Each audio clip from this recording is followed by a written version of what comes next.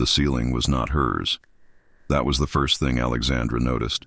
Before the light, before the silence, before the slow, uncomfortable awareness that the sheets beneath her fingers were a thread count she couldn't afford on 12 months of salary. The ceiling above her was high and pale and expensive, with a single pendant light centered like a statement. Architectural and deliberate, the kind of ceiling that belonged to someone who had made very specific decisions about every surface in a room. She sat up slowly. The bedroom was large and impeccably ordered. No clutter, no personality, nothing left out that wasn't meant to be there. Floor-to-ceiling windows filled the far wall, Los Angeles sprawling gold and hazy in the early morning light below. She was high up, very high up, the kind of height that makes the city look manageable, almost quiet, an illusion she recognized immediately and did not trust. She was still dressed, which was something. Her blazer was folded over the arm of a chair near the door with a precision that felt less like courtesy and more like a message. I could have. I chose not to. Remember that. You know that feeling. The cold dread that arrives before the memory does, before you have a single fact to work with. Just your body telling you that something has shifted in a direction you didn't authorize. That's what settled over Alexandra in that moment. Something quieter and far worse than panic. The specific sensation of having lost control of a situation she hadn't even known she was in. She found her phone on the nightstand. 6:47 a.m. 3 missed calls from her sister. Nothing else, which meant whoever had brought her here had been deliberate enough not to disturb it. She stood, took stock. Her heels were by the door, side by side, with the same intentional neatness as the blazer. The room gave her nothing, no clothes left behind, no indication of who slept here, no softness anywhere that might betray a life lived rather than managed. She already knew whose apartment this was. She walked to the door anyway. He was in the living room, standing at the floor-to-ceiling window with a cup of coffee, back to her, dressed in a dark shirt with the sleeves rolled to the forearms in the particular way of a man who had already been awake for hours. The city behind the glass was waking up below him, all that light, all that movement, and Zackary Thomas looked completely indifferent to it, the way people are indifferent to things they own. He didn't turn around when she came in. "There's water on the counter." "The meeting is at 9, he said. Be punctual. "And something The to report eat is complete if you and need attached. it. You didn't have Review dinner." the changes before submission." The fact that he knew her all schedule for well now. enough to know that was not a kindness. It was information. And the way he deployed it, casually, without looking at her, made that very clear. Alexandra didn't move toward the kitchen. "I want to know how I got here. You were at the Monarch." He turned then, and she made herself hold his gaze. Those blue eyes that she had spent 14 months categorizing as professional, neutral, not a problem. They were none of those things this morning. 2 glasses of wine, which isn't much, but you hadn't eaten since noon. The Carlisle Close had the whole team there. You stayed late dealing with the amendment. By the time everyone cleared out, you were in no condition to drive. I had Marcus bring you here. And there it was, the Carlisle deal. The one that had been hemorrhaging complications for 2 weeks and had finally, at 9:47 on a Friday night, closed. The team had ordered champagne, then wine. Alexandra had been running on 4 hours of sleep and a protein bar since Tuesday, and 2 glasses had done considerably more than 2 glasses were supposed to do. She remembered the bar. She remembered the relief of it, the particular lightness of a difficult thing finally being done. She also remembered, somewhere between the second glass and the end of the evening, deciding she needed one more look at the amendment file. The Monarch was 3 blocks from Thomas Capitol. She'd walked back. After that, the details got impressionistic. "You could have called me a car." "I could have." The corner of his mouth didn't quite move. "I didn't." There's a certain kind of silence that has actual weight to it, not empty, but loaded with everything that hasn't been said yet. Alexandra had spent 14 months close enough to Zackary Thomas to learn his rhythms, his moods, the particular quality of his stillness when he was still processing versus when he had already decided. She knew the difference between the silence of a man thinking and the silence of a man waiting. This was the second kind. And when someone that controlled is simply waiting on you, every instinct you have says speak first. Alexandra knew that. She just wasn't sure she had anything worth saying yet. "You know why you're here," he said. It wasn't a question. "Here's the thing about being caught, and I mean really caught, not just suspected, not just questioned, but caught, with the evidence already in someone else's hands before you even knew you'd left a trail. There's a moment, just before the consequences land, where every justification you built starts to sound exactly as thin as it always was. Every reason that seemed solid at 2 a.m. when you were making the decision reveals itself in the morning light for what it actually is. A story you told yourself so you could do what you wanted to do anyway." Alexandra had told herself a very good story. She kept her chin level. "I found something I wasn't supposed to find. I made a copy. That's different from stealing." His voice was even, which was somehow worse than if it had been sharp.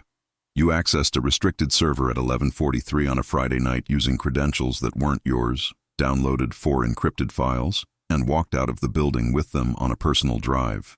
He set the coffee cup down on the table beside him with a quiet precision that felt, in that moment, like a full stop at the end of a sentence.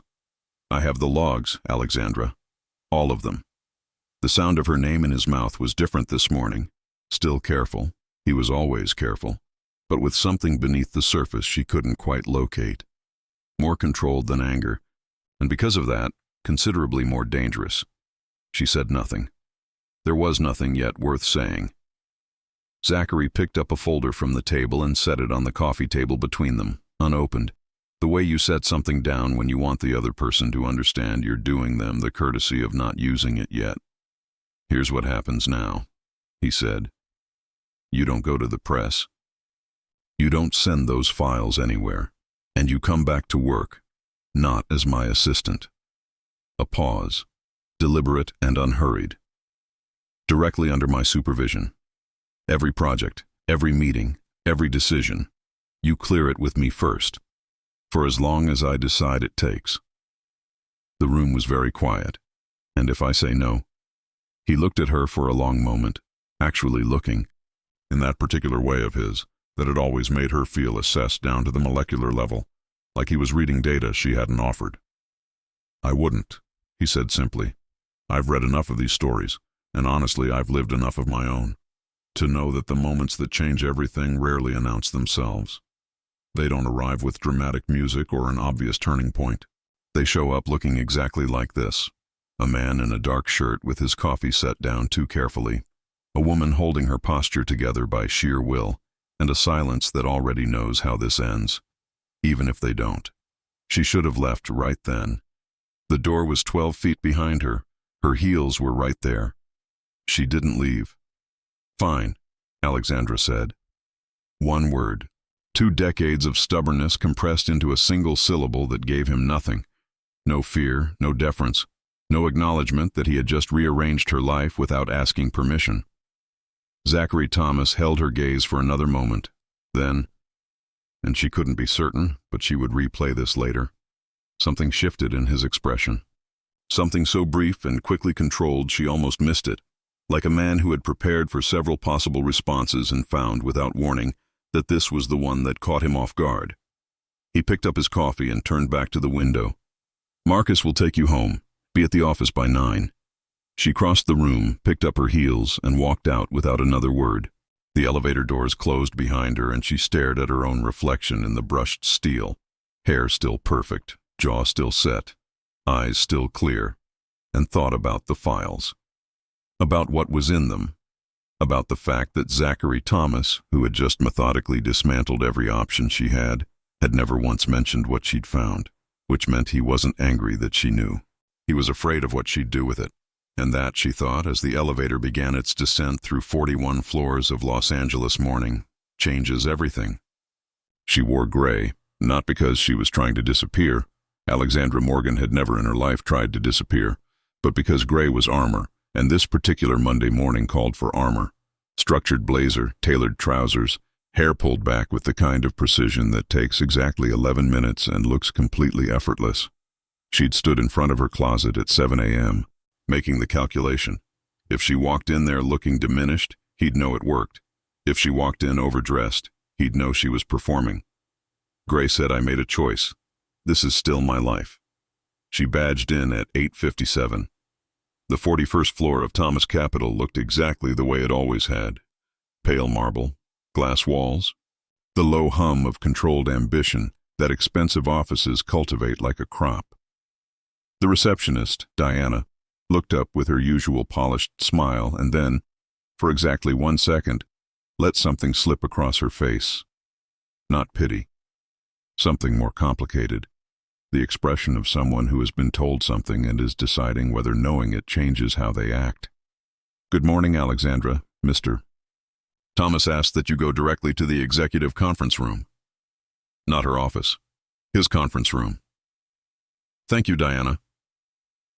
She walked the corridor with her shoulders level and her pace unhurried, past the glass-walled offices where 3 people she recognized clocked her arrival and looked away too quickly. By end of day, the whole floor would have a version of what had happened. That's just the physics of offices. Information moves faster than people, especially information that involves someone falling from a position of trust. She pushed open the conference room door. And here's the thing, nobody tells you about walking into a room where you know you've already lost the first round. The instinct is to scan every face for an ally, just one person who might be on your side. Alexandra didn't bother. She already knew the answer. Zackary was already there. Of course he was. She'd never once beaten him to a room in 14 months, and apparently losing her autonomy didn't change the laws of physics either. He was standing at the head of the table, jacket on, reviewing something on his tablet with the focused quiet of a man whose morning had already been productive for several hours. 2 other people sat at the table.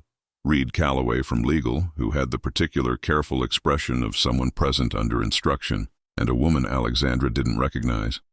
Early 40s, dark suit, a laptop open in front of her. Zackary looked up. "Close the door." She closed it. "Sit down." Have you ever walked into a room knowing that every single person in it has been briefed on your worst moment?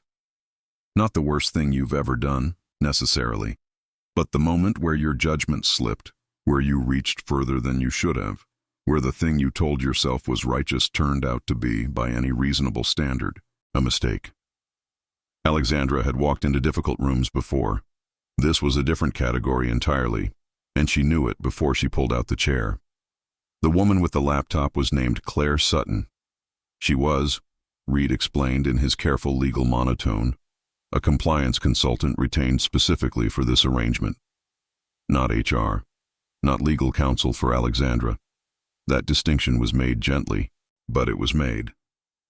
Claire was there to document the terms, to ensure, as Reed put it, that everything was formalized and mutually understood. Alexandra looked at Zackary. He was watching her read the document that had been slid across the table. A single page, clean, no excess language. She read it twice. Temporary reassignment to direct executive supervision. No title. No specified end date. Just at the discretion of Mr. Thomas. Her access credentials would be downgraded. All outgoing communications from her work accounts would be reviewed. She would attend every meeting he attended and report directly to him on every active project. In exchange, no legal action. Her professional record remained clean. Her NDA remained in force, covering both parties. The last clause was the interesting one. Both parties. "You need my signature," she said. "Yes. Then I need 24 hours to have my own attorney review this." Reed opened his mouth. Zackary held up one hand, a gesture so minimal it barely qualified as movement, and Reed closed it again. 48 hours, Zackary said. "Sign by Wednesday morning or the terms change." She looked at him directly. "How do they change?" "Less favorably for you." No elaboration, no threat in his voice, just the flat geography of someone describing terrain. "This is what's there. Navigate it as you choose." She picked up the document, folded it once, and put it in her bag. Stood. "Is that everything?" "One more thing." He set his tablet down. "While you're deciding, you're still on the floor. You still have your office. But the project files from last quarter have been migrated to a shared server. You won't have independent access to anything above clearance level 3. A pause. In case you were thinking of finishing what you started. The room was very quiet. I wasn't, she said. It was almost true. Her office was exactly as she'd left it on Friday, which meant someone had checked it. The small rearrangement of items on her desk was almost imperceptible. Almost. She sat down, opened her laptop, and spent 40 minutes doing actual work with the focused intensity of a woman who refuses to let a man see her rattled, even when no one is watching. At 11:15, Zackary's calendar request appeared on her screen. Project Vantage Review, 2 p.m. Your attendance required. Not invited. Required. She accepted it without responding. Okay, I'll be straight with you, because I think you've earned it by sticking with this story this far. When I first mapped out this chapter, I thought the interesting part would be the power dynamic, the way he controls the room. And yes, all of that is absolutely there, and it's deliberate. But the part that actually gets me is smaller than that. It's the moment she reads that last clause, both parties, and doesn't say a word, because she's smart enough to know exactly what it means. He put himself in that document too. He gave her something she didn't ask for, a hold. Not much of one, but something. And men who have nothing to hide don't write themselves into NDAs. The 2 p.m. meeting was Project Vantage, a $340 million tech acquisition that had been in negotiation for 7 weeks. Alexandra had managed the logistics on this project for the past month, which meant she knew it better than half the people in the room. Webb's team had done the initial due diligence. Louis Colt was presenting. Zackary knew she knew it inside out. She suspected that was exactly why he'd chosen it. She sat 2 seats down from him, not beside him. She wasn't going to make that easy, but close enough that the room read them as a unit. She'd brought her notes. She always brought her notes. The presenting director, Louis Colt, was 12 minutes into his deck when he hit a discrepancy in the revenue projections that no one had flagged. A small one, the kind that only surfaces if you know what the original term sheet said in the 3rd revision, which almost no one in that room did. Alexandra did. She caught it, said nothing, made a note, waited. 4 minutes later, Webb's deputy said something based on the incorrect figure, and the conversation started to drift in the wrong direction. The kind of drift that costs hours in a follow-up meeting and occasionally costs millions in a renegotiated clause. The figure on slide 9 is from the 2nd revision, Alexandra said. The current term sheet has it at 4.3, not 4.1. The delta matters for the earn-out calculation. The room stopped. Webb pulled up his files, looked up. She's right. Zackary said nothing, but she felt it, the slight shift in his posture, the almost imperceptible reorientation of his attention toward her, the way you turn your head toward a sound you didn't expect. She didn't look at him. She did not need his acknowledgement. She had not done it for him. She'd done it because it was correct, and she was constitutionally incapable of watching a room walk off a cliff when she was holding the map. At 4:50, her desk phone rang. Internal line. My office. 5 minutes. She didn't ask why. His office was the corner of the floor, windows on 2 sides. The city laid out below in the particular late afternoon gold that Los Angeles does better than anywhere else on Earth. Warm and slightly unreal, like a city that had styled itself for a photograph. She'd been in this office hundreds of times, and somehow it felt different with the door closed behind her. Zackary was at his desk. He didn't invite her to sit. The vantage catch, he said. Is that a question? No. He looked at her with that direct, undecorated attention she'd spent 14 months categorizing as professional assessment and was now reconsidering with some urgency. You could have let it go. Let Webb's team find it in the follow-up, made the meeting run longer, cost us a correction round, bought yourself some small satisfaction. I could have, she said, and heard her own words from that morning echo back at her. Something moved across his face, quick, unguarded, gone before she could fully read it. He looked back down at his desk. That's all. She turned to leave. Alexandra. She stopped, did not turn around. The thing you found, he said. What you think you understand about it. A pause, long enough to be intentional. You don't have the full picture. She stood very still with her hand near the doorframe and thought about the encrypted files on her personal drive, about the medical records she'd seen, about the diagnosis with the words progressive and 18 months that she hadn't been able to stop thinking about since the moment she'd found them. "Then maybe," she said quietly, "you should have told me." She left before he could answer. In the elevator going down, she pressed her back against the mirrored wall the way she always did when the day had been too much, and stared at the illuminated floor numbers ticking down, and thought, he said I don't have the full picture. He didn't say she was wrong. She signed the document on Wednesday morning at 8:49. Her attorney, a sharp, unhurried woman named Patricia Voss, who had reviewed the terms in 11 hours flat and called Alexandra at 7 a.m. to say it's tight, but it protects you, sign it, had flagged 2 clauses worth negotiating. Alexandra had negotiated neither, not because she was conceding, but because she'd read the document herself 3 times and understood something Patricia hadn't. The clause that protected Zackary also protected her. Whatever was in those files, both of them now had legal incentive to keep it contained. That was not an accident. She delivered the signed copy to Reed Calloway's office, watched him add it to a folder, and walked out without asking for a receipt.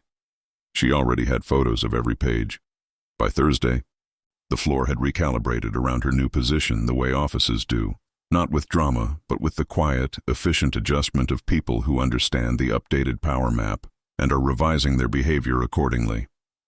Some people were warmer, a few were cooler, most were simply more careful, which told her more about the culture of Thomas Capital than 14 months of observation had. What she hadn't anticipated was how close directly under my supervision actually meant. His schedule, which she had previously managed from a comfortable professional distance, was now her schedule. His 8 a.m. calls were her 8 a.m. calls, his site visits, his board prep sessions, his back-to-back Fridays that he'd always moved through with the self-contained efficiency of a man who had learned to operate without needing anyone's input. Now he needed hers. Or rather, now she was required to give it, which was not the same thing, but produced the same result. You want to know what's genuinely disorienting about being forced into proximity with someone you've been carefully maintaining distance from? It's not the tension. You expect the tension. It's the mundane parts. The coffee order you already know. The way he reads a document, pen in hand, and makes a single small mark in the margin rather than notes. The fact that he keeps the temperature in his office 2 degrees cooler than the rest of the floor, and you've always known this, and now you know it because you're in there every day. And at some point that stops being professional information and becomes something else entirely.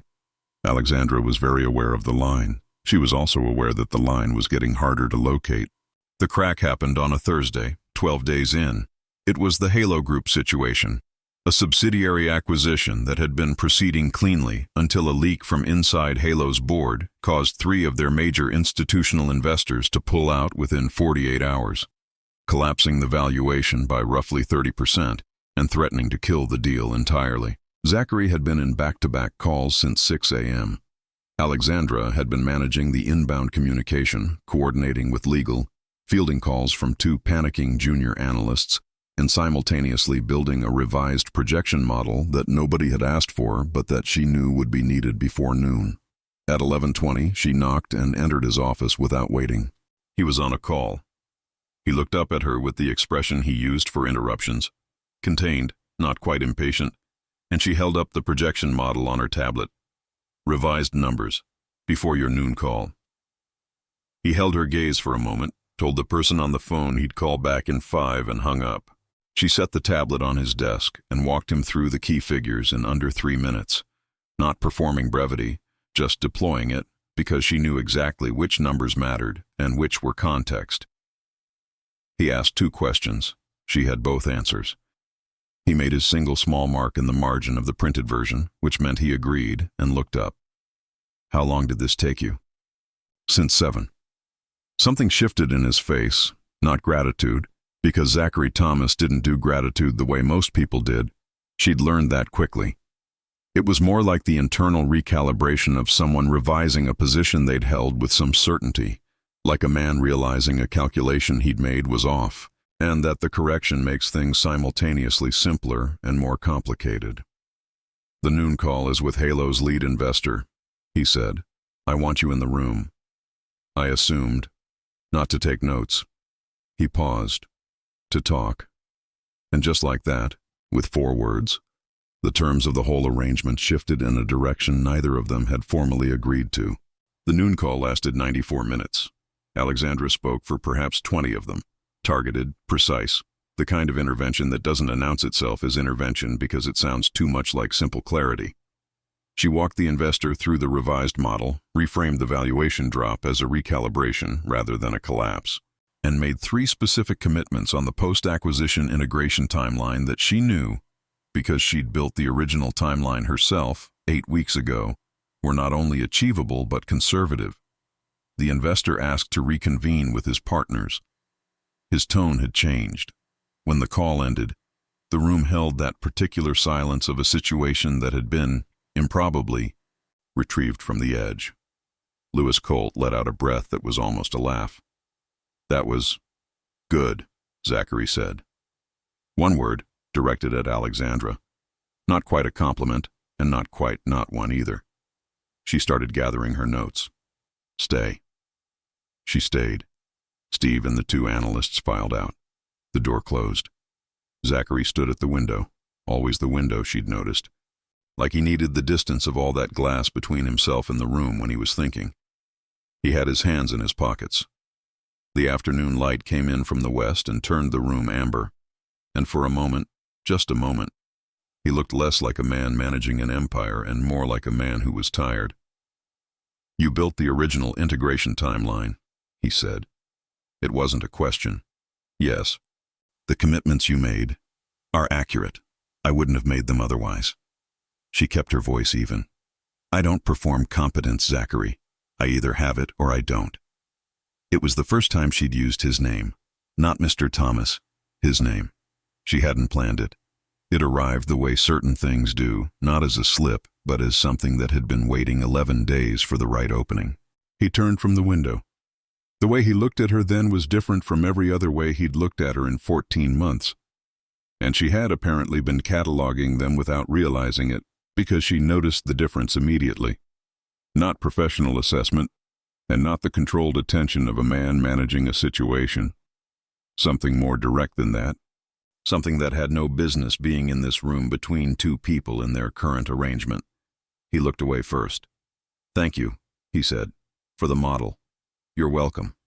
She picked up her bag. "For what it's worth, the Halo deal is solid. The investor panic was noise. You knew that before I walked in." "Yes? So why were you worried?" A long beat. The amber light. The city below. Indifferent and enormous. "I wasn't worried about the deal," he said. She didn't ask what he meant. She left before she could make the mistake of needing to know. She found the medication at 4:17 on a Thursday afternoon, 3 weeks into her new arrangement. Not snooping, she wanted to be clear about that, at least to herself.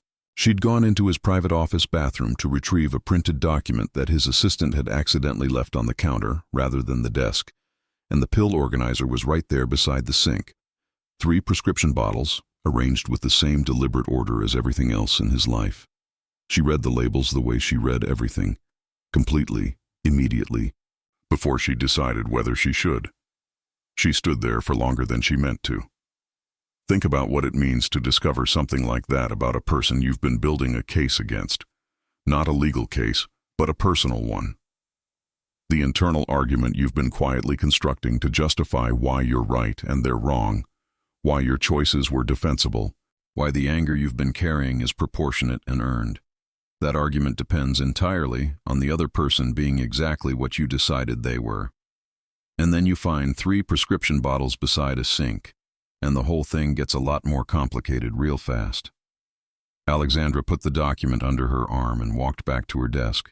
She sat down, opened her laptop, stared at the screen for 90 seconds without reading anything on it. Then she opened a new browser tab and searched for the first medication name she'd read, then the second. She already knew what the third was. She'd seen it in the files she'd copied, the ones sitting encrypted on the drive in her apartment, the ones she'd been telling herself she was going to figure out what to do with. progressive, neurological. The kind of thing that moves slowly at first, and then, not slowly at all. The kind of thing a man who needed to control everything would need to hide from everyone. The kind of thing that would explain why he was running harder than ever. Why every deal and every acquisition and every 14-hour Thursday felt less like ambition and more like urgency. Like a man trying to finish something before the clock ran out. She closed the browser tab. Zackary's office light was still on. She could see it through the glass, his silhouette at his desk, jacket off now. The focused stillness of a man working past the hour when everyone else had gone home. She thought about what he'd said the first morning. You don't have the full picture. She was starting to think the picture was considerably heavier than she'd imagined. She gathered her things, shut off her desk lamp, and walked to the elevator. Pressed the button, waited. The doors opened. She got in, turned around, and through the glass wall of his office, in the moment before the doors slid shut, she saw him look up from his desk, directly at her. He didn't move, didn't gesture, just looked, across the empty floor, with an expression she couldn't fully read from this distance. Something quiet and unguarded, in a way she hadn't seen before. Like a man who had let his face do something he normally wouldn't allow. The elevator doors closed. Alexandra pressed the lobby button and stood very still all the way down, thinking about a man with a deadline he hadn't chosen, a secret he couldn't afford to share, and the one person in his building who already knew. What exactly, she thought, was she supposed to do with that? She told herself she wasn't going to look at the files again. That lasted 4 days. The drive was in the third drawer of her nightstand, inside a case that also held 2 spare chargers and a broken watch she kept meaning to fix. Ordinary objects, deliberately chosen. The kind of camouflage that only works if you're not already thinking about what it's hiding. She'd moved it twice in 3 weeks. Once to her bag, then back. Once to the kitchen drawer, then back again. It traveled with her the way things do when you haven't decided what to do with them but can't bring yourself to let them go. On the 4th day, she plugged it in at 11:47 at night, sitting cross-legged on her bed with her laptop open and the city humming 20 stories below her window, and she opened the files. She'd seen them once before, the night she'd copied them, working fast in the dark quiet of the office, telling herself she'd read them properly later. Later had been interrupted by consequences. Now she read them properly. The first 2 files were financial, dense, technical, the kind of documentation that takes a specific fluency to read, which she had, because Zackary had spent 14 months making sure she could follow anything that crossed his desk. She moved through them with the focused attention of someone building a case, making notes in a separate document, flagging the things that didn't fit the public narrative of Thomas Capital. Then she opened the 3rd file. It was a medical record. 41 pages beginning 18 months ago. There's a particular quality to reading someone's medical history, especially someone you know, someone whose face you can place, someone whose voice you can hear in your head as you move through the clinical language that reduces a human life to measurements and margins and probability curves. It stops being information at some point and becomes something heavier, something that sits differently in your chest than facts are supposed to sit. Alexandra wasn't supposed to have those files. She'd taken them without permission for reasons that were, if she was honest with herself, about 60% righteous and 40% something else she hadn't fully named yet. She didn't deserve the intimacy of what she was reading, but she read it anyway. And the thing about reading something like that about someone is that you can't unknow it, no matter how much part of you wishes you could. Progressive neurological condition. The words were ordinary, clinical, arranged on the page with the dispassionate efficiency of medical documentation. She read the diagnosis 3 times, not because it was unclear, but because her brain kept sliding off it, kept trying to file it somewhere that made less sense than it did. The prognosis wasn't a death sentence. That was important, and she made herself hold on to it. Not a death sentence, but a timeline, a narrowing, the kind of condition that moves slowly and then, past a certain threshold, accelerates. The kind that affects fine motor function first, then cognition in specific, targeted ways. The kind that a man who ran a company on precision and control would need to keep absolutely, completely secret. She scrolled through the treatment plan. The medications, 3 of them, which she recognized now, which she'd read off 3 prescription bottles in a bathroom she hadn't meant to search. The specialist in Zurich he saw every 8 weeks. The adjustments to his schedule that she'd helped manage without knowing why. The blocked Thursdays. The standing instruction that no meetings before 9 a.m. could run longer than 90 minutes. The reason he kept the office 2 degrees cooler than the rest of the floor. She sat back. The Los Angeles night pressed against her window, all that amber light, indifferent and enormous. Somewhere below, the city was doing what it always did, moving, generating, burning through itself without pause or apology. And up here, in the quiet of her apartment, Alexandra Morgan was revising every assumption she'd made about a man she thought she'd understood. I want to be careful here, because this moment is easy to misread. This isn't the part where she forgives him. This isn't the part where the secret explains everything away, where the diagnosis becomes an excuse that dissolves the power he's wielded over her, the control he's exercised, the fact that she'd been working under conditions he'd set without her consent. None of that disappears because he's sick. People with hard circumstances still make choices. He made his. But here's what I think is true. And maybe you've been in a version of this yourself. Maybe not with stakes this high, but with the same basic shape. The moment you understand why someone built the walls they built is not the same as forgiving the walls. It's just the moment the walls become something you can finally see clearly. And seeing something clearly is different from letting it go. Sometimes it's actually harder. Alexandra understood, sitting there with 41 pages of someone else's private fear on her screen, that Zackary Thomas wasn't running his company like a man trying to build something. He was running it like a man trying to finish something before he ran out of time. She closed the laptop at 1:23 in the morning and sat in the dark for a while. Then she did something she hadn't done in 3 weeks. She opened the encrypted folder again and looked at the first 2 files, the financial ones, the ones she'd originally thought were the story. She read them differently now, the transactions she'd flagged as suspicious, the offshore structures, the capital movements she'd been preparing to take to a journalist she trusted.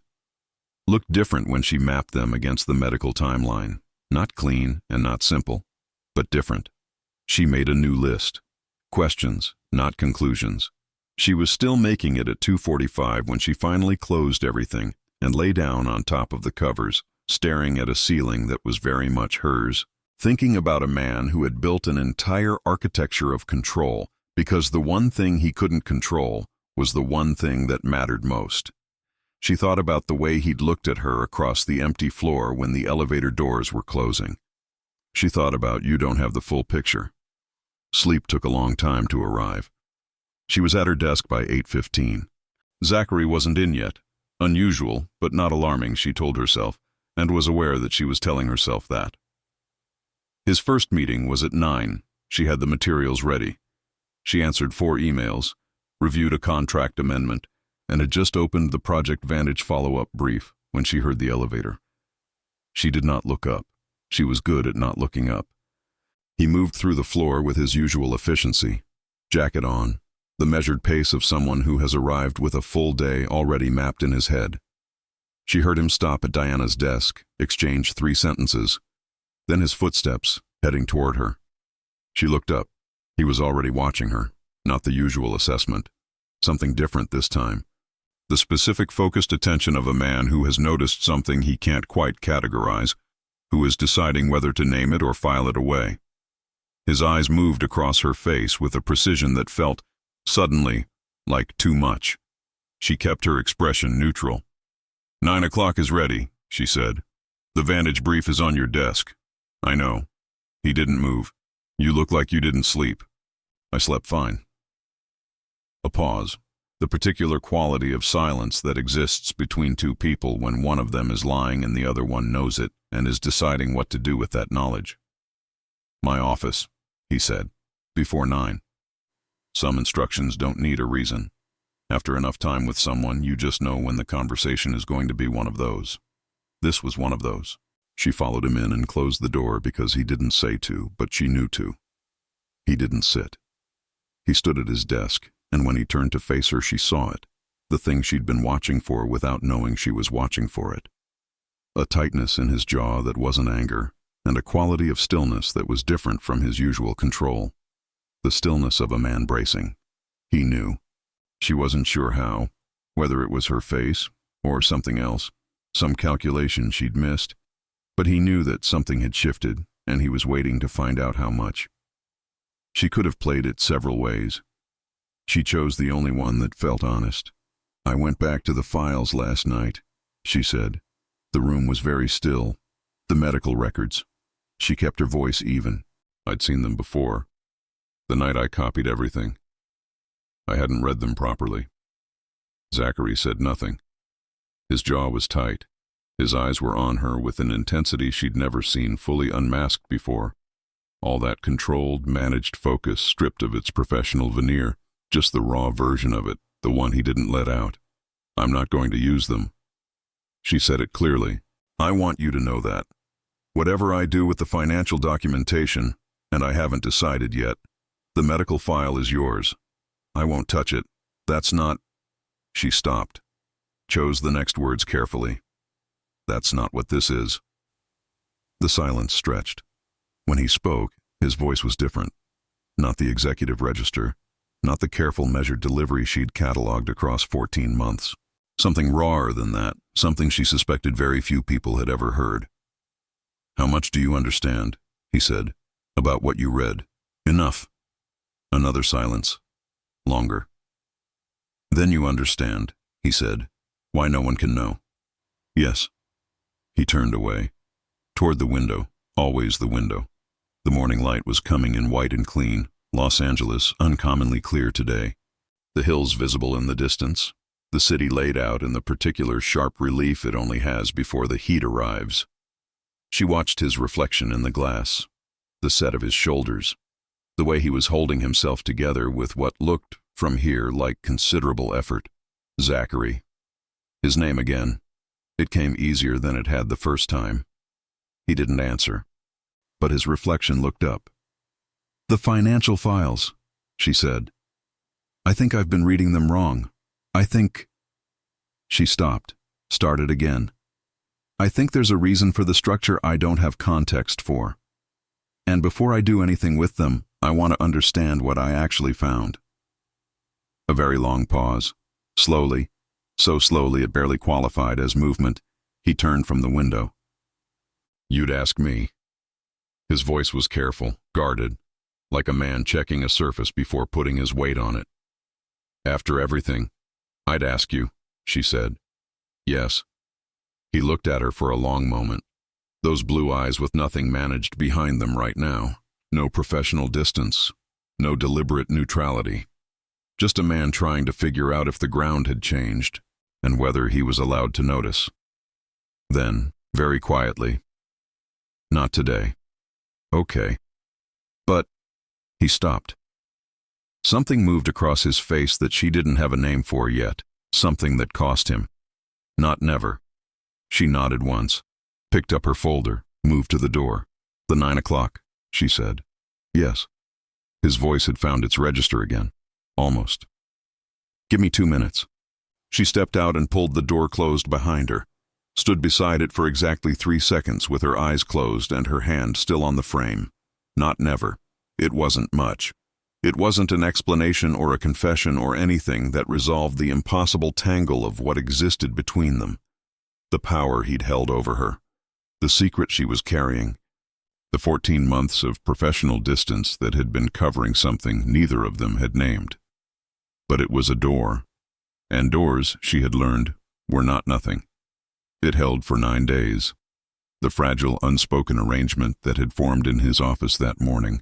Not never. The door left open, both of them agreeing without saying so to carry what they knew and keep moving.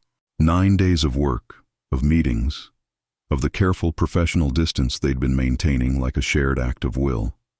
9 days of her noticing things she'd been noticing for weeks and no longer having a clean reason to ignore.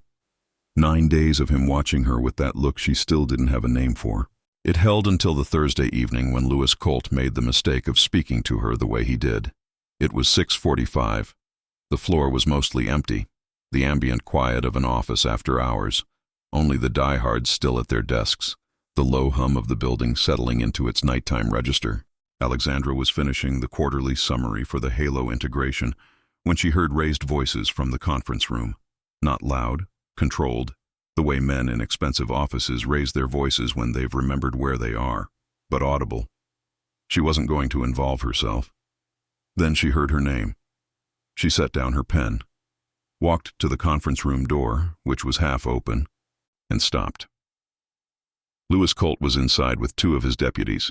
He was talking about the Project Vantage correction, the figure she'd flagged in the meeting nearly a month ago.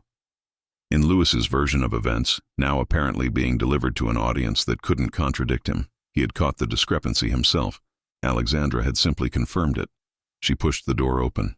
"That's not what happened," she said. The room went quiet. Louis turned. His expression moved through several things quickly: surprise, calculation, and then a particular kind of dismissiveness she recognized, the kind that gets deployed at women in rooms where certain men feel the floor is theirs. Alexandra. Her name in his mouth was almost cordial. "We were just finishing up." "I know what you were doing." She kept her voice even. "The Vantage correction was mine.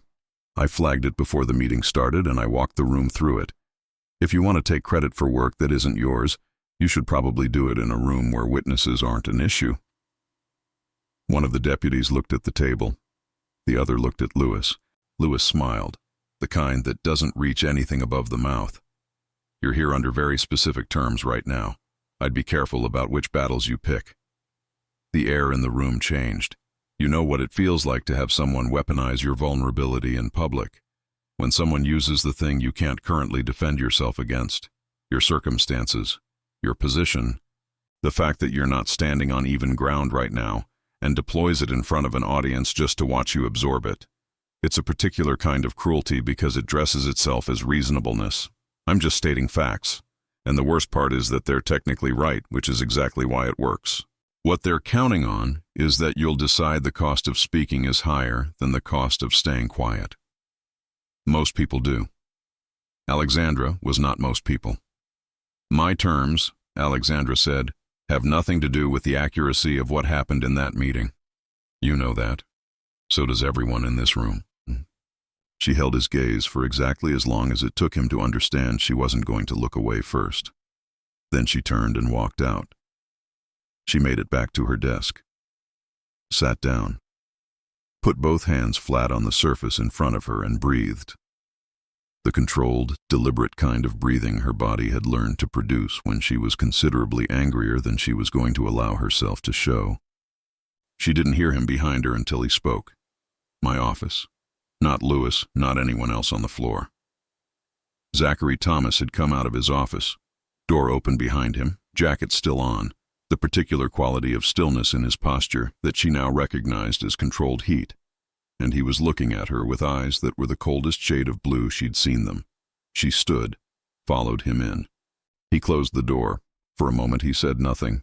He stood in the center of the room, not at the window this time, not at the desk, just standing there with his jaw tight and that stillness that was no longer still at all underneath. She could see that now. She could read him in a way she hadn't been able to 4 weeks ago. "I heard it," she said. "I know you heard it." His voice was low, controlled. "I heard it too." "Then you know I know exactly what he did." The control slipped, barely, just a fraction, just enough for her to see the edge of what was underneath it. "That's not..." He stopped, started again, slower. "That's not what I want to talk about." She waited. "You should have come to me." The words came out harder than he'd intended. She could tell by the way something moved through his face immediately after, like a man hearing his own tone and not entirely endorsing it. "If someone on my floor..." "I handled it. You shouldn't have to handle it alone." The room was very quiet. She looked at him. This man who had upended her professional life, who had put her name on a document that reduced her autonomy to a set of supervised conditions, who had kept a secret large enough to reshape everything she thought she understood about him. This man who was standing in the middle of his own office looking at her with something that was beyond frustration and into a territory neither of them had named out loud. You put me in a position, she said, where handling things alone is the only option I have. I know. You took away every other option. I know. Quieter this time, and underneath it the shape of something that wasn't quite an apology, but was close enough to one that she felt it. So don't. She stopped. The anger was right there, clean and specific, the kind that comes from something earned. Don't stand there and tell me I should have come to you when you're the reason I have nowhere else to go. And there it was, the thing neither of them had been willing to say out loud for weeks. The room didn't collapse. The walls didn't fall. They just stood there in the wreckage of all those unsaid things, and neither of them looked away. The silence that followed was different from the others, not pressurized, not the silence of two people maintaining composure, but something rawer than that. The silence of two people who have finally, after weeks of circling, said a true thing in each other's presence and are now standing in the aftermath of it. Zackary's jaw was still tight, but the coldness in his eyes had shifted to something harder to read and considerably harder to look at. "You're right," he said. She hadn't expected that. The terms. He exhaled, moved to his desk, not to sit, just to put a surface nearby, like he needed something solid within reach. I made a decision, in the way that I make decisions, complete, fast, without asking if it was the right one. And I put you. He stopped again.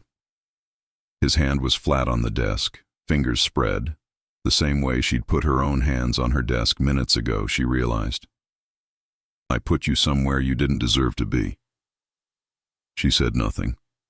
Not because she had nothing to say, but because she understood that this was costing him something real, and the part of her that had been paying attention for 14 months recognized that Zackary Thomas did not say I was wrong in any language easily or often. The financial files, he said. You said you'd been reading them wrong, that you wanted to understand the context. He looked at her directly. I'll explain them, everything. Not tonight. I need to. He pressed his fingers harder against the desk. I need to prepare what I'm going to tell you, but I'll explain them. All of it? All of it. Here's the part that nobody tells you about the moment a wall comes down. Even partially, even just the first brick. It doesn't feel like relief. Not right away. It feels terrifying. Because walls mean there's something on the other side, and the other side is what you've been protected from.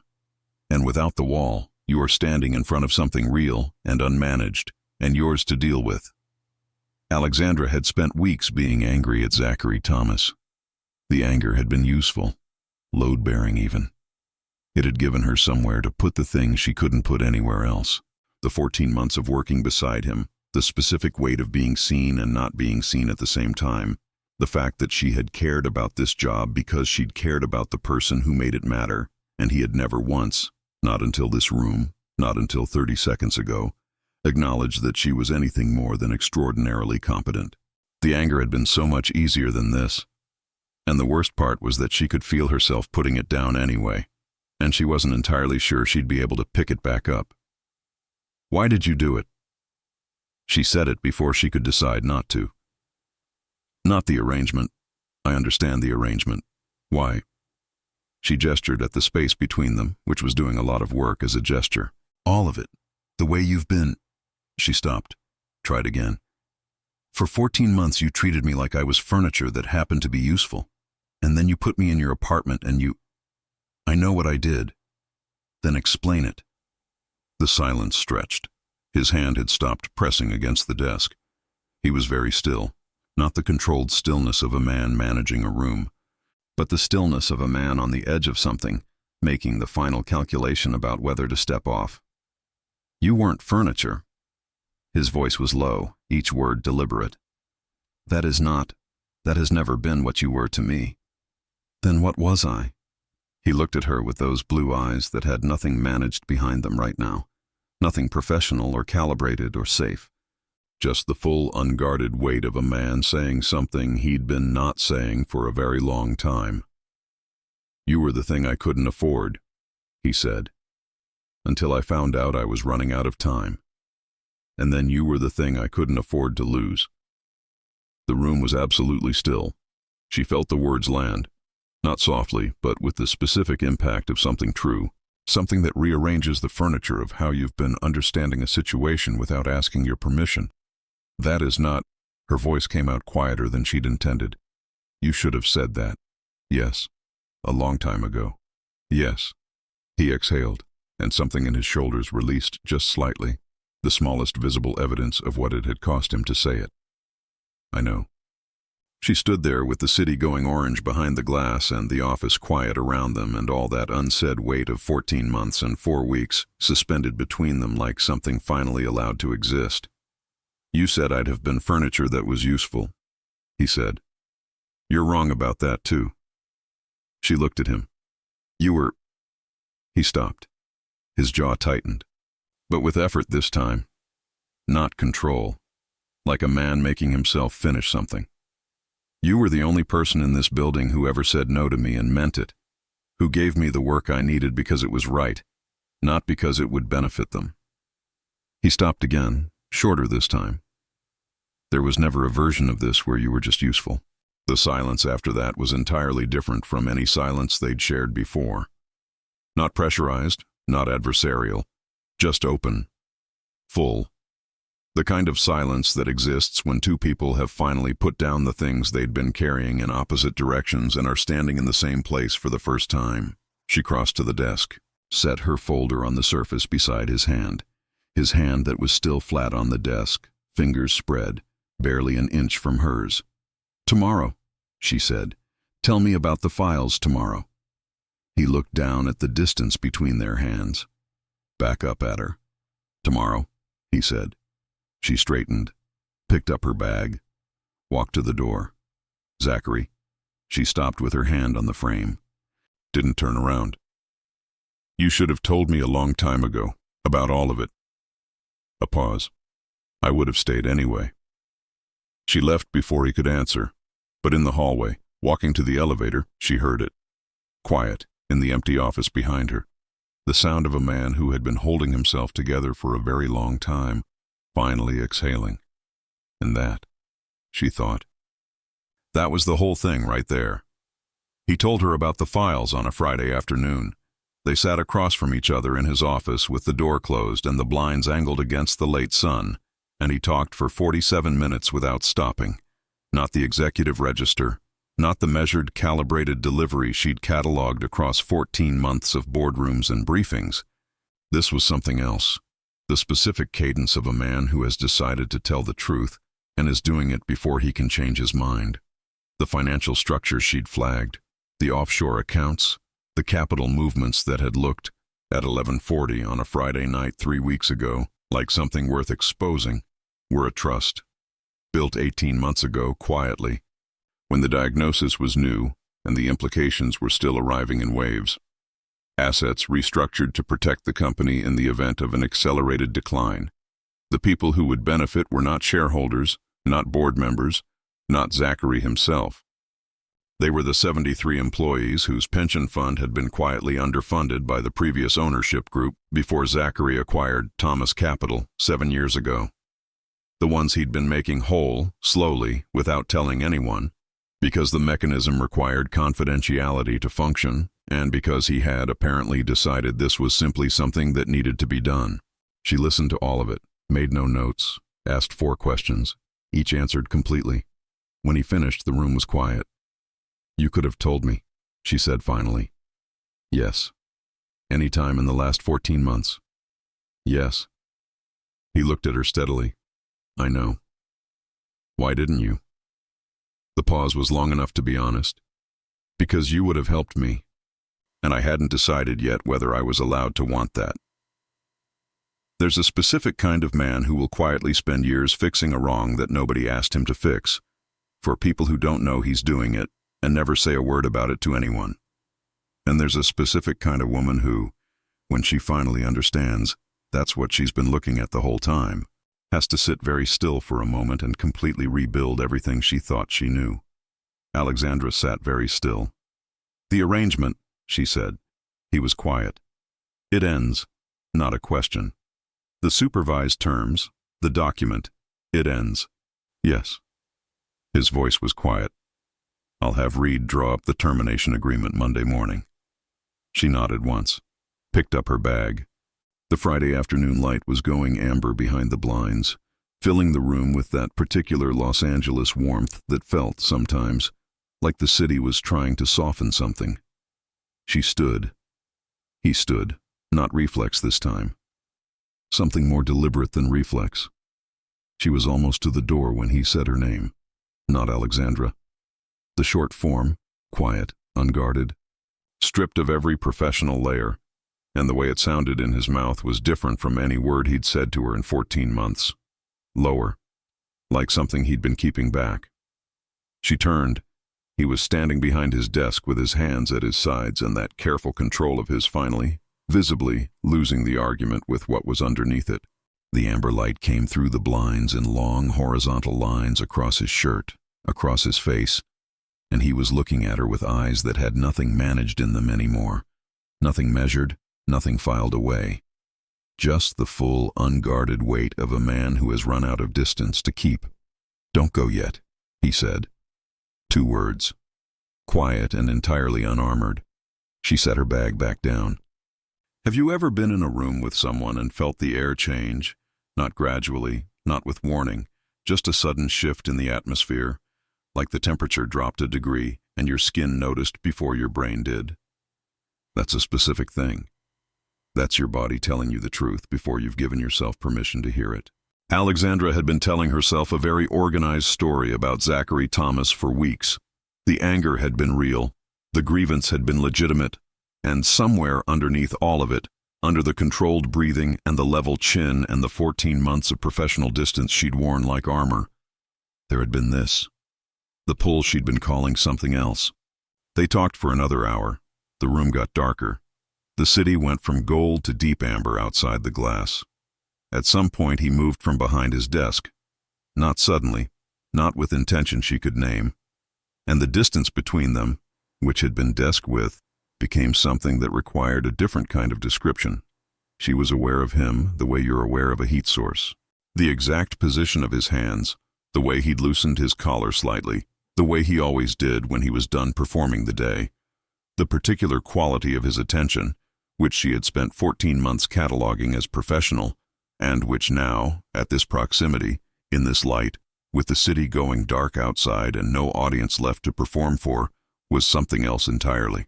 He was close enough that she could have counted the things she'd been trying not to notice for over a year.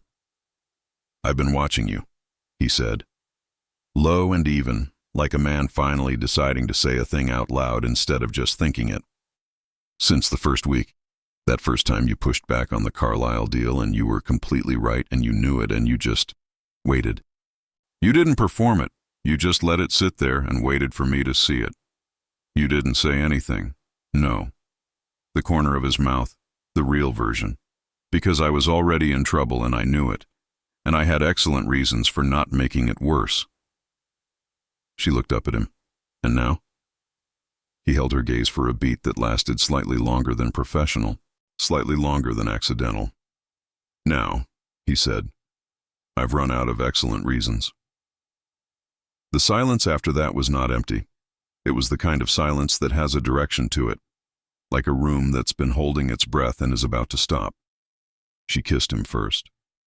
She did it the way she did everything that mattered, with complete intention, no hesitation, no room for him to misread it.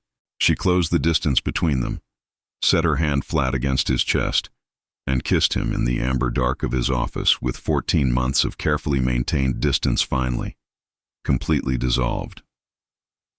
He went still for exactly 1 second, the stillness of a man absorbing something he wasn't certain he was allowed to have. Then his hands found her face, both of them, slow and deliberate, the way he did everything, like a man who has decided to be thorough about this, who is not interested in rushing something he's been waiting a long time for. His thumbs traced her jaw, and he kissed her back with the same focused, total attention he gave to everything that mattered to him, which turned out to feel entirely different from anything she'd let herself imagine. Warmer, steadier, more certain. When they finally broke apart, her hand was still flat against his chest, and she could feel his heart, which was not, it turned out, as steady as everything else about him. It was doing something considerably less controlled. She filed that away with considerable satisfaction. His forehead dropped to hers. Neither of them moved. "Come home with me," he said. Quiet. Not a directive. She'd had enough of those. A question offered without pressure, leaving the answer entirely in her hands. She pulled back just far enough to look at him. The low light, the open expression, the man who had been made of walls for as long as she'd known him standing in front of her with not a single one left standing. There's a moment, right before you say yes to something that will change things, where you can feel the weight of it. Not fear. Something more precise than fear. The awareness that you are stepping from one version of your life into another, and that the door behind you will look different when you turn back around. Alexandra felt it. She felt it clearly, and she stepped forward anyway. "Let's go," she said. His apartment was the same one she'd woken up in 5 weeks ago.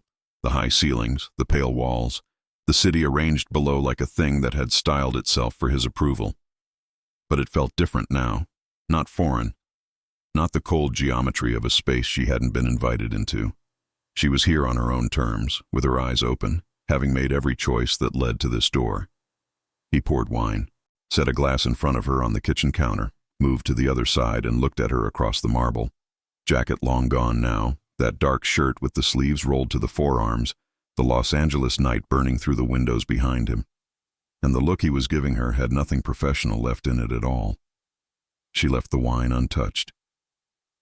"You know," she said, "you spent 5 weeks making my professional life significantly more complicated than it needed to be." Something flickered in his expression. "I'm aware." Supervised terms. She tilted her head. "Direct oversight. You cleared my schedule, my access, my autonomy." A pause. "Some people might call that a punishment. Some people might." He set his own glass down, slowly. His eyes hadn't left hers. "And what would you call it?" She pushed off from the counter, crossed the kitchen toward him, unhurried, deliberate, in the specific way of a woman who knows exactly what she's doing and has decided to do it completely. She stopped close enough that the question between them had already answered itself. "The world's most inconvenient way," she said, "of keeping me close." Something shifted in his face, warm and unguarded, and not even slightly in control anymore. His hand came up slowly and tucked a strand of hair behind her ear, a gesture so quiet and unhurried and unexpectedly tender that it landed harder than anything dramatic could have. His fingertips traced the line of her jaw, stopped at her chin. "I should have just asked you to dinner," he said, "months ago." "Yes." She reached up and set her hand over his, pressing it gently against her face. "You should have, and instead you gave me a document with 2 legal witnesses." The corner of his mouth. "I was improvising." "Badly." "Agreed." His thumb moved slowly across her cheekbone. His eyes followed it, then came back to hers, and what was in them was the look she'd been cataloging for 14 months, and finally, tonight, had the right name for. "I owe you a considerable apology." "Yes," she said softly. "You do."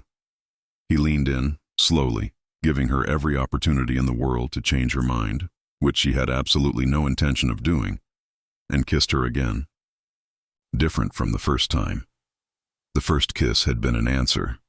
This one was a question, and it was asking things that had nothing to do with words. What followed was everything that 14 months of carefully maintained distance had been containing, and it turned out to be considerable. His hands in her hair, her fingers at the collar of his shirt, pulling him closer by instinct, without decision. The specific, dizzying relief of wanting something for a long time, and finally being allowed to want it out loud. The city burned on beyond the glass, gold and indifferent, while somewhere above it a man who had been made of control and a woman who had been made of composure discovered together. What happened when both of those things finally gave way? It wasn't perfect. It was better than perfect. It was real. It was warm and urgent and occasionally lit by a laugh she hadn't expected from him, low and genuine in the dark, which undid her more completely than anything else could have. It was desire that had waited long enough to know exactly what it wanted. Later, much later, the city fully dark outside, she lay in the crook of his arm and listened to him breathe. His hand was moving slowly through her hair. Not a performance of tenderness, just the thing itself, easy and unhurried, the gesture of a man who has stopped keeping his hands where they're supposed to be. "The files," she said quietly. I should have asked you before I copied them." A pause. His hand stilled in her hair, then continued. "You didn't know what you were looking at." "I know, but I should have asked." She tilted her head slightly. "I'm sorry." He was quiet for a long moment. "I should have told you," he said. "All of it. A long time ago. You'd earned that." She hadn't expected the word earned. It landed somewhere specific and stayed there. "The diagnosis?" she said carefully. "Where are you with it?" "Stable." And something in his voice she hadn't heard before. Lighter, like a word he'd been afraid to trust. "Better than stable, the last round." The specialist revised the timeline. She let out a breath. "Let it settle." "I'm not going anywhere," she said. "Whatever this is, whatever it becomes, I'm not going to disappear because it's hard." He looked at her with those blue eyes stripped of every last layer of management, and she watched something move through his face she didn't have a name for yet. Not relief exactly, though it was shaped like relief. More like a man who has been waiting for permission to believe something and is finally, carefully, beginning to believe it. He brought her hand to his mouth, pressed his lips to her knuckles, quiet and unhurried, entirely real.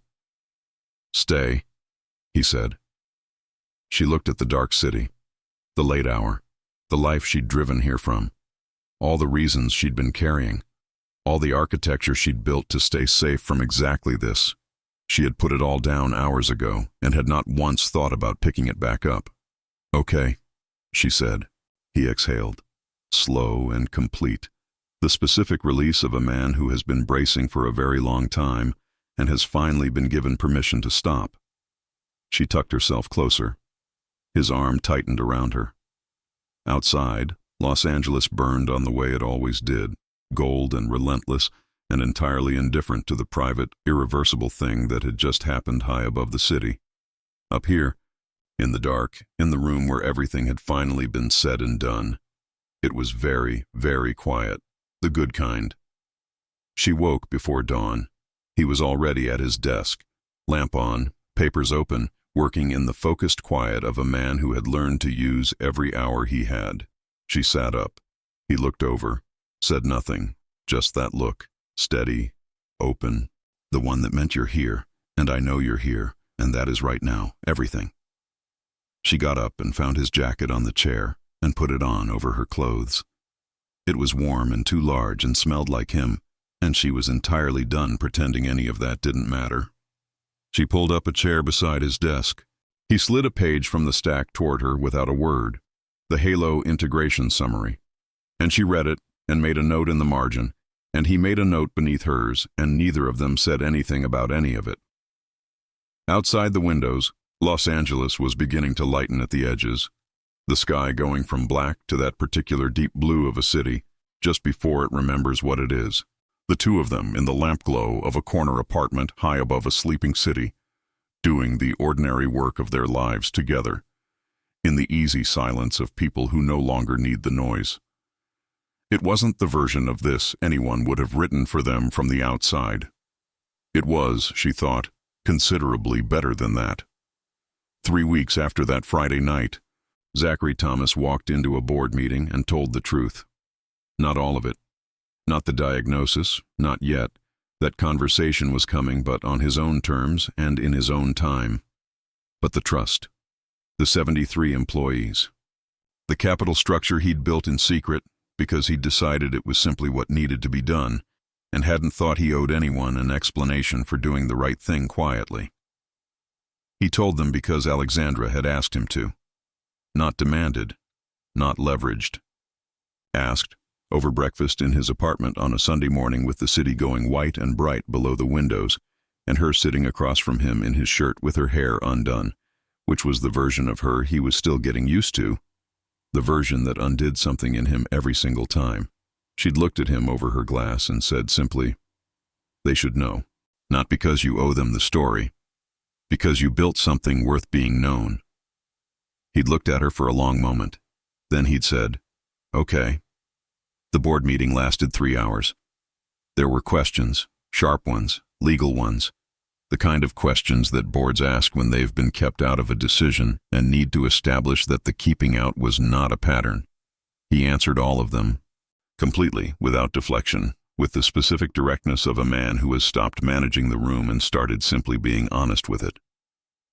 Alexandra was not in the room. She hadn't asked to be.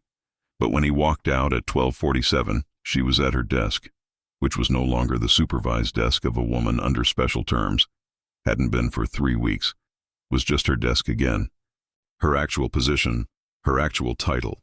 And she looked up when he passed, and he looked back, and something moved between them that required no words and used none. He kept walking. She went back to work. That was theirs, small and private and entirely sufficient. Here's what I've been thinking about since I started telling you this story.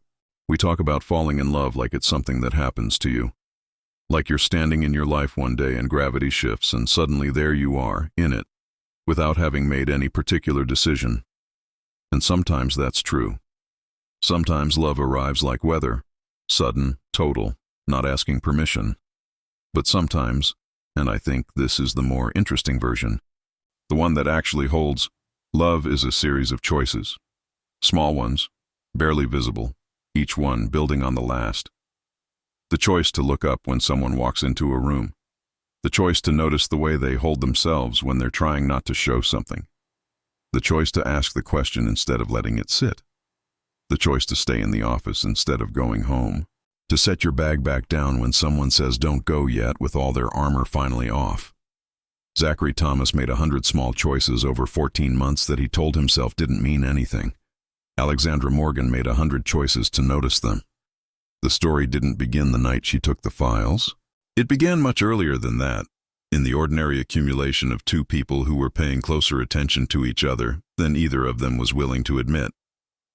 On a Wednesday evening 6 weeks after the Friday that changed everything, she came home to find him in her apartment. He had a key. She'd given him one 3 weeks ago in the offhand, deliberate way of a woman who has made a decision and isn't going to make a ceremony of it.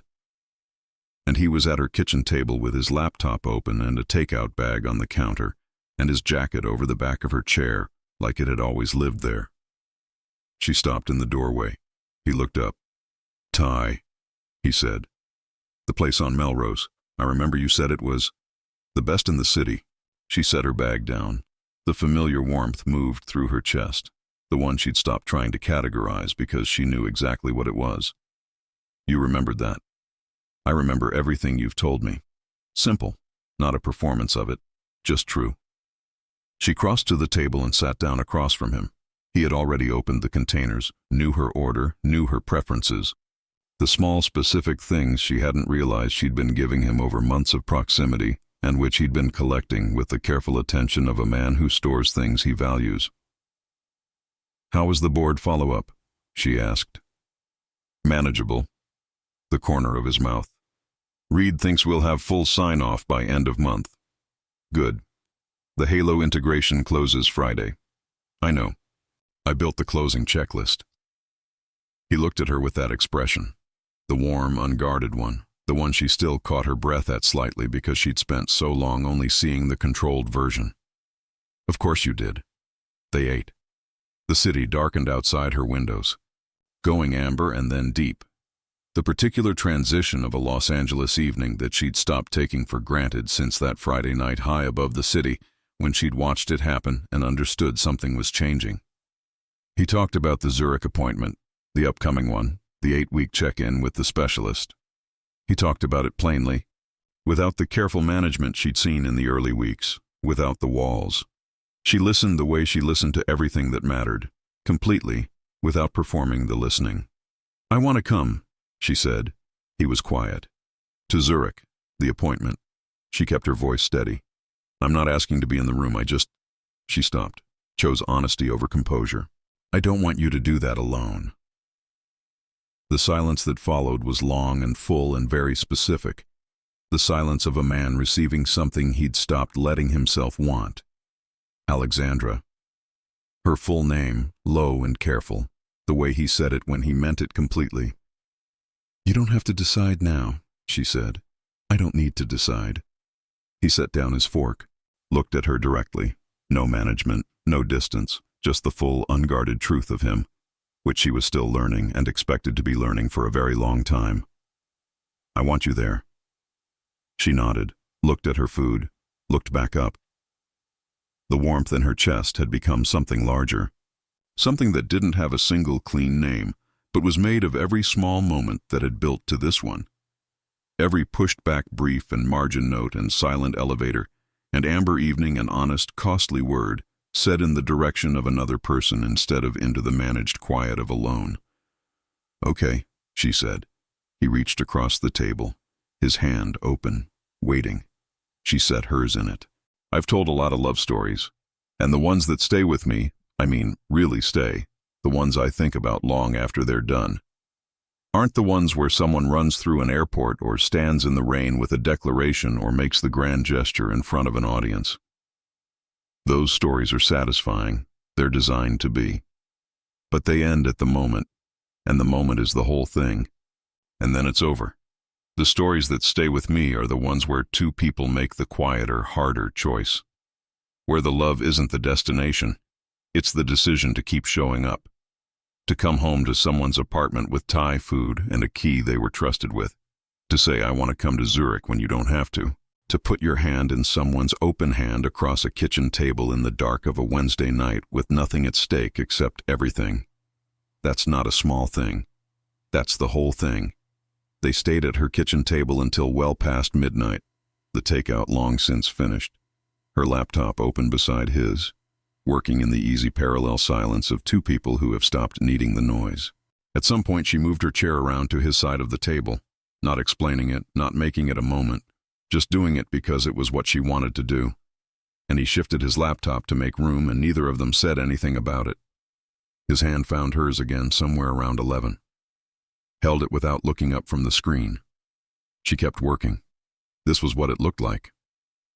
Not the fantasy version, not the constructed version, not the architecture of a feeling managed from a safe distance.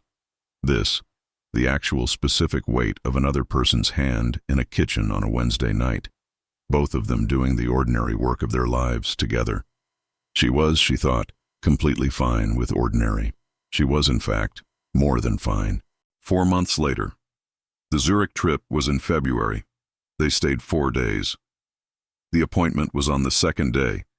2 hours with the specialist, a new round of tests, the careful review of 4 months of data.